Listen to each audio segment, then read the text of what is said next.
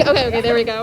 Okay, hi everyone. Thank you so much for having us. We are super excited to be here, MaryPIRG. We are super thankful to Saba and Black Turfs Matter for having us here, and we're glad to be here honoring Protect UMD, the rally that was held 4 years ago.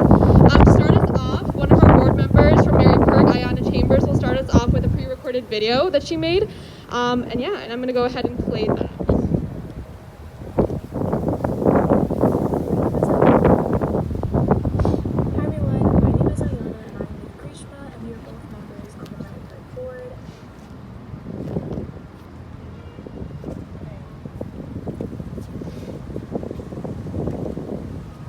Hi everyone, my name is Ayanna and I'm with Greeshma, and we are both members on the MaryPIRG board, and MaryPIRG is a student advocacy. We're very excited to be here today to talk about advocacy and, to have a platform to really educate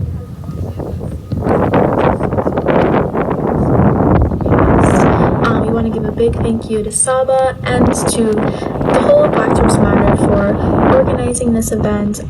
All the work that they do is super important, and we are very glad to be partners with them. So, students more often than not are taught to feel as if they do not have the power to make change. They're made to feel inferior when it comes to decisions being made on their behalf. However, regardless of the attempts to silence students, we have prevailed time and time again.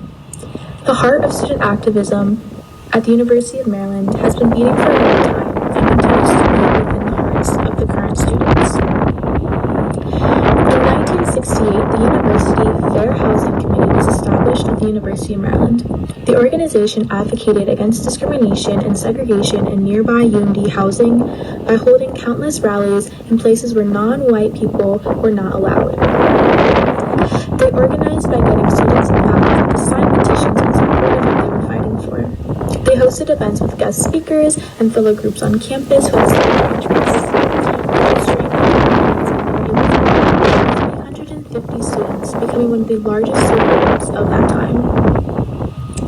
In 1985, the Divestment Coalition formed at the University of Maryland and included groups such as Black Student Union and MaryPIRG.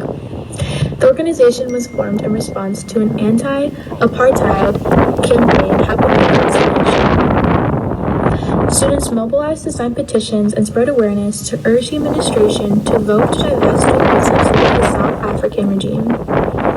Eventually, the Board of Regents unanimously voted in favor of the divestment, showcasing the immense power of student groups and the power they have to make real change. The spirit of students exhibited by the Senate is still activists today. There are two examples that Ayanna listed are countless groups and students who have been on this campus advocating for a better place for everyone since forever. Groups were organizing back then for the rights of marginalized groups, and though groups have come and gone at this university, they continue to ask for the protection of our students. Today we honor the Protect UMD rally that took place 4 years ago today. During that rally, we support of marginalized groups at the...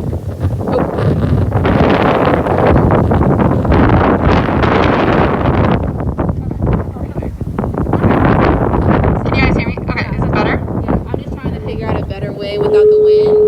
Bullhorns always work better.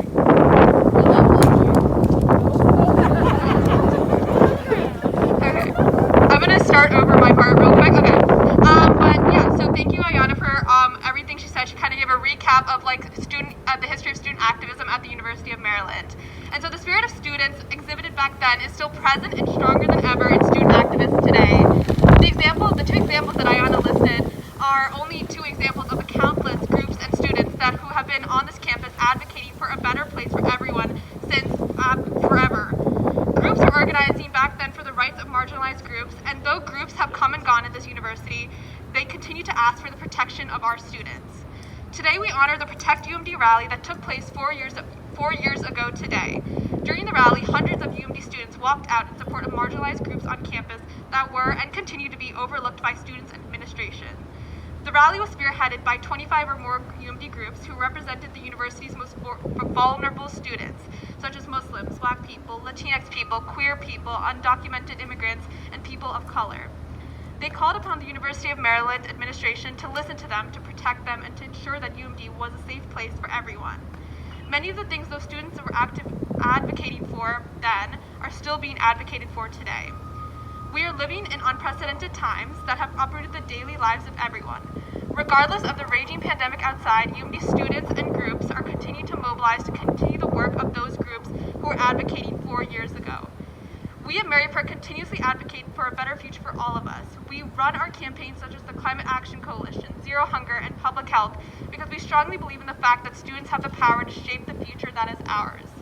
However, we can't do this by ourselves because the things we are fighting for is a joint effort from the whole campus community. As students, we should mobilize our effort to make a more collective, cohesive force with so many strong, dedicated activists on our campus. We can hope to achieve our goals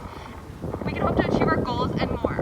Although the administration is not always responsive, we will continue to raise our voices and fight against the injustices we see at the University of Maryland, our communities, and our nation as a whole. It is vital we continue our important work because despite opposition, we will see change. Thank you. Thank you. I have also been